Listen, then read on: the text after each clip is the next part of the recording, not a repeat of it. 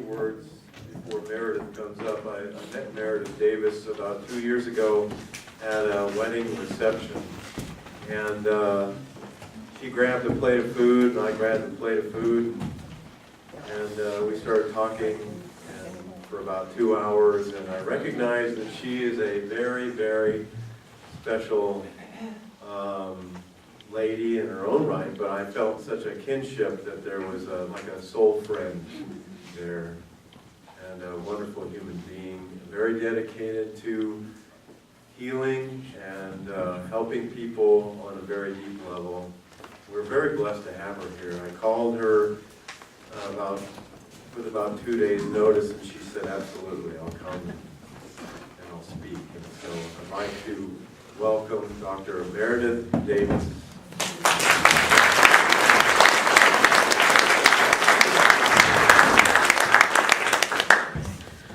Thanks. I love being here, and even though when Bruce asked me to speak, I was in the midst of preparing a birthday party and baking a cake I hadn't done in a year. It's like, nobody remember how to bake. It was good. It really was.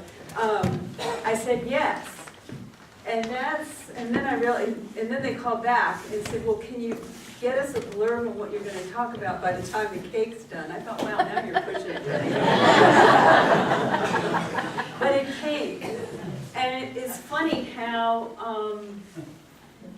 it all starts coming together.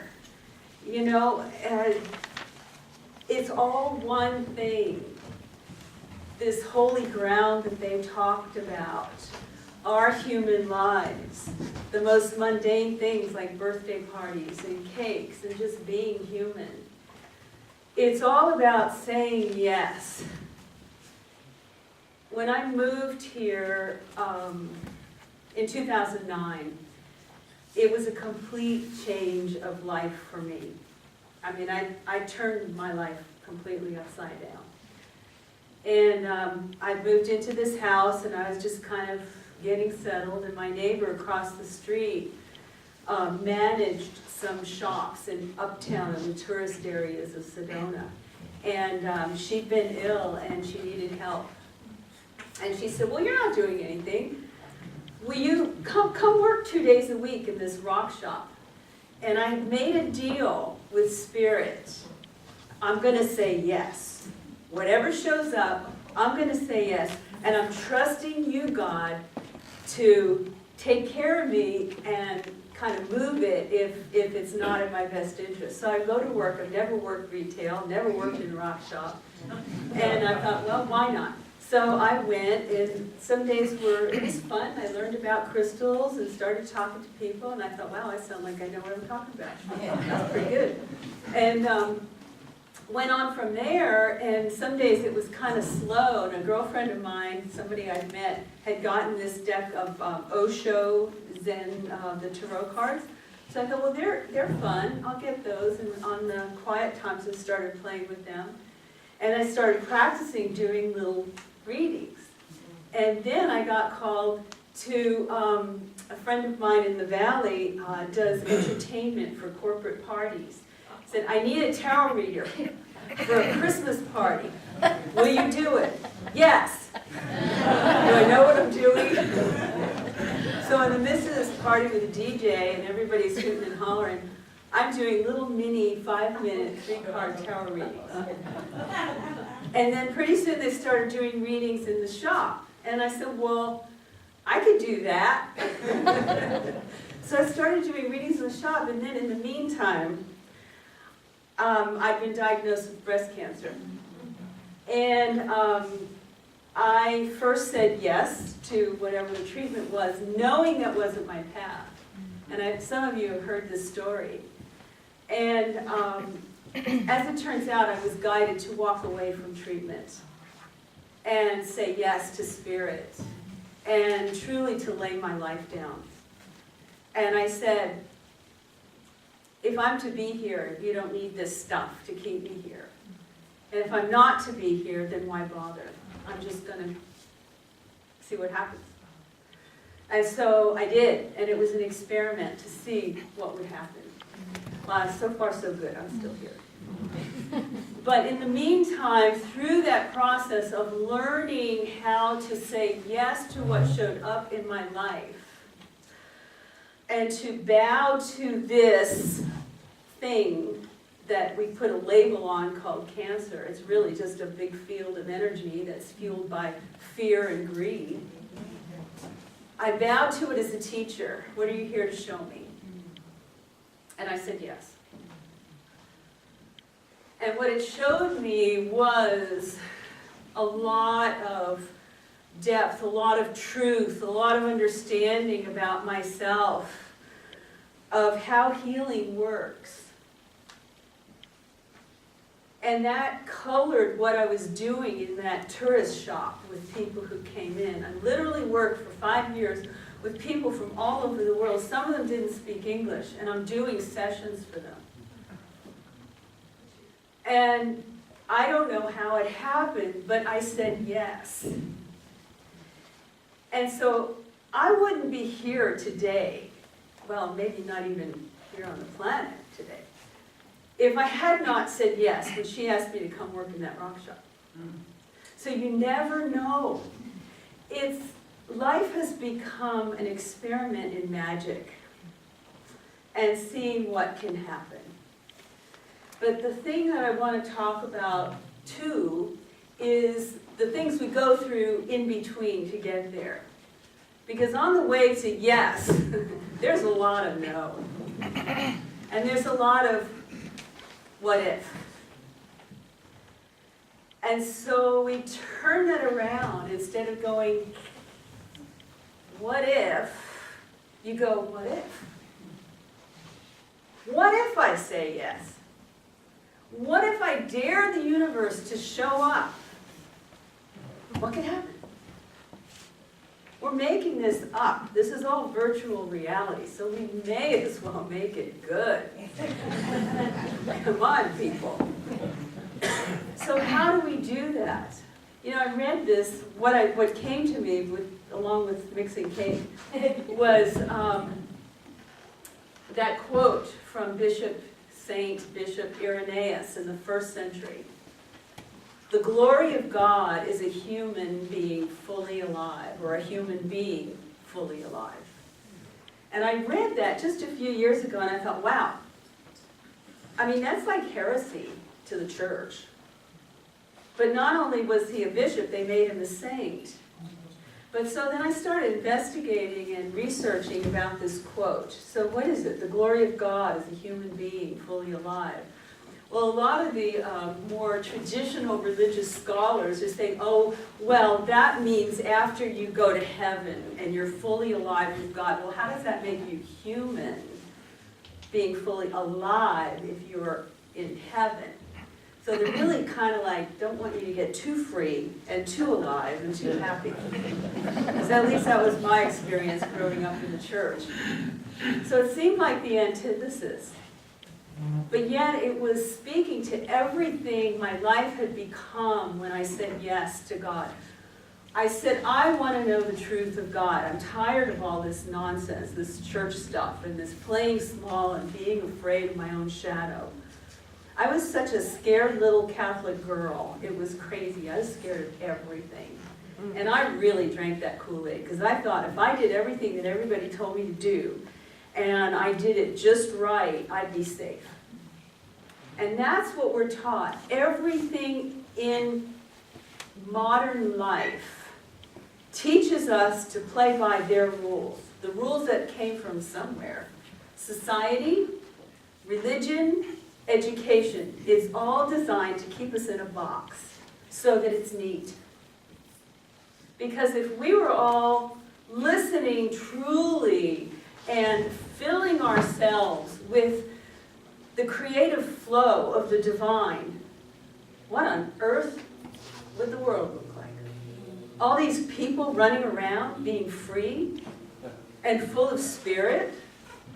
We couldn't have that. It's too messy. You can't control it. But I believe that that is our birthright. That is the evolutionary path of humanity. You can see where we've come from in thousands of years. Survival, brutality, kill or be killed, eat lunch or be lunch. And we're still doing that in boardrooms and corporate offices today. But there's an awakening happen, a quickening. Hearts are waking up to the fact that there can be more. Who are we really?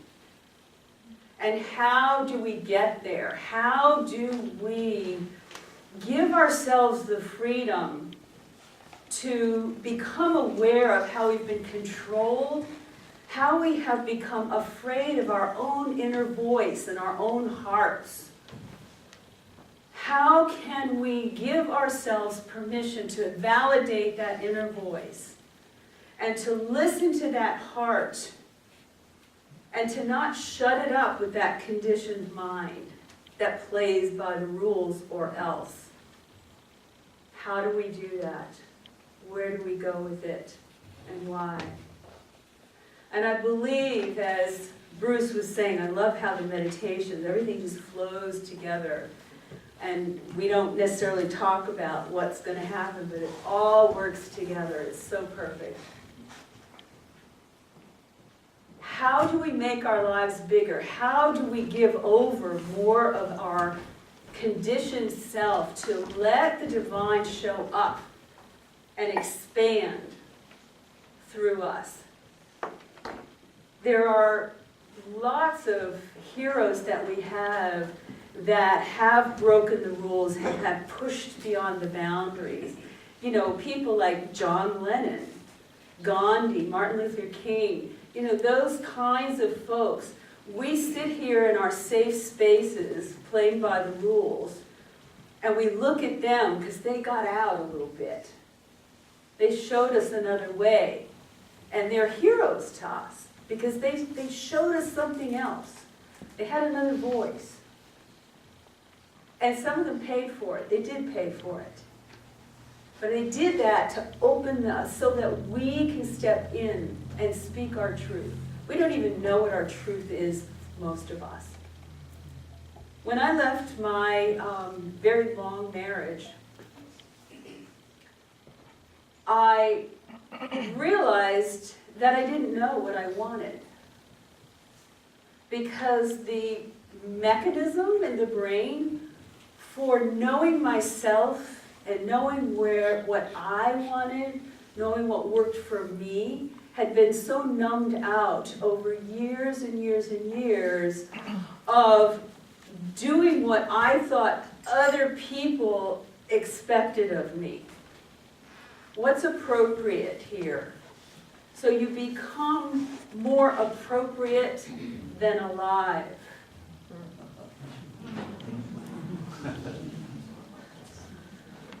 And so we walk around in these head games because what I think they think is appropriate may not be true at all. But we're so afraid of ourselves. We're so afraid. We've been taught from day one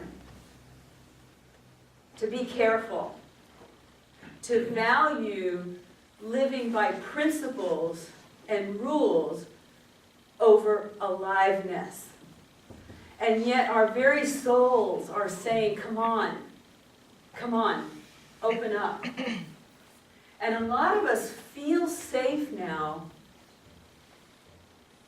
opening up in a spiritual fashion, especially in the circles that we have through church, through metaphysical gatherings. We can kind of say, oh yes, my heart is open wide. But does that translate to your life? And so, as we decide, perhaps, to be a little bit curious about what would happen if I said yes a little bit more. And it may be a cautious yes at first. And it may be a little bit conditional at first. But that's okay. That's okay. So how do we do this? Most of our lives, I think, are fairly comfortable. So it's not like, and maybe some of you, and feel free.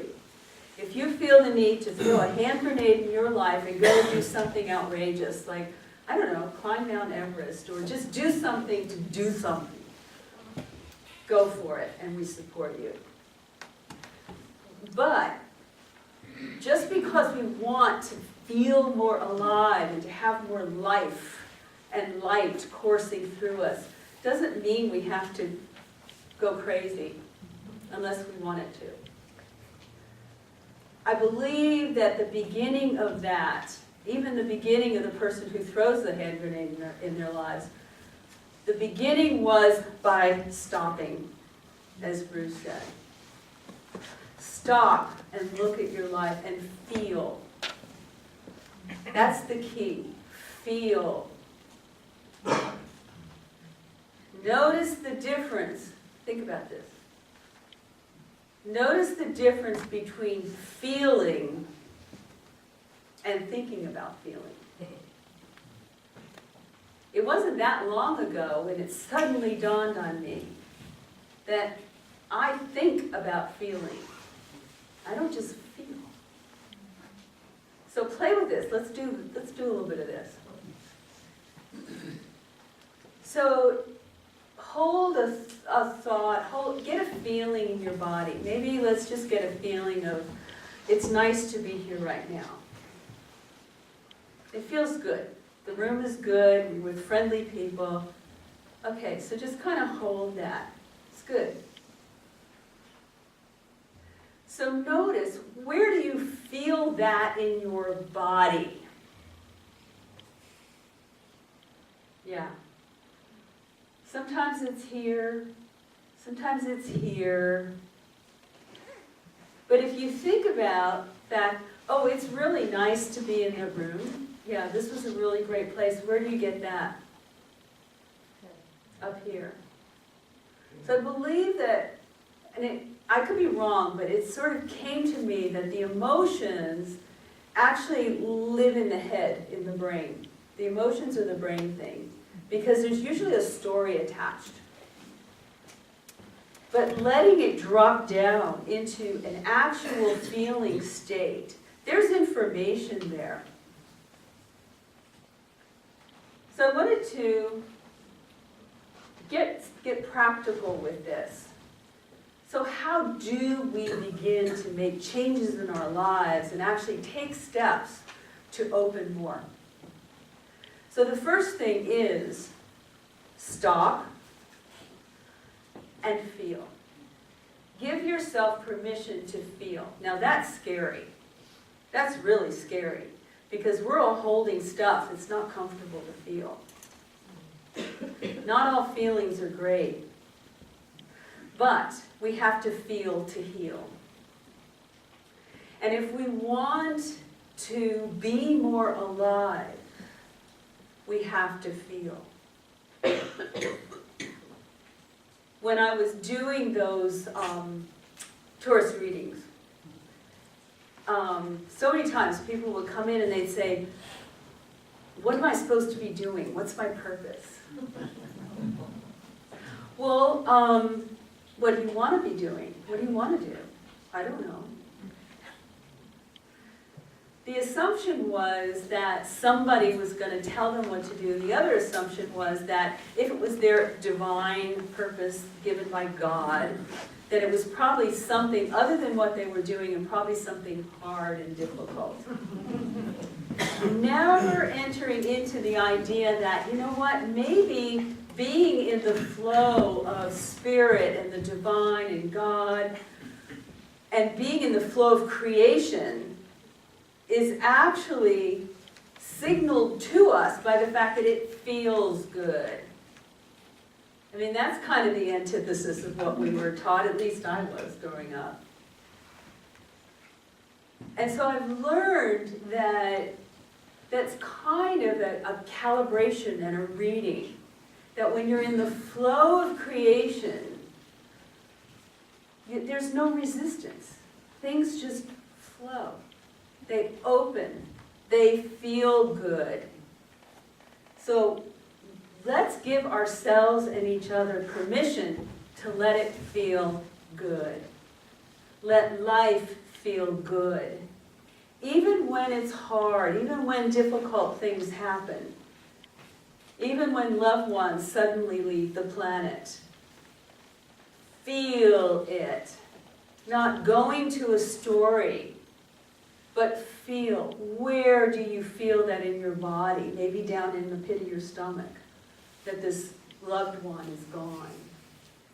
But feel it. That's the only way we can stay clear and clean and reprogram our minds to be instruments of this life that we talk about, being fully alive. So one of the things I really like about that quote is the fact that he talks about the glory of God, which is this kind of etheric thing out there, and a human being fully alive, bridging the gap between humanity and divinity.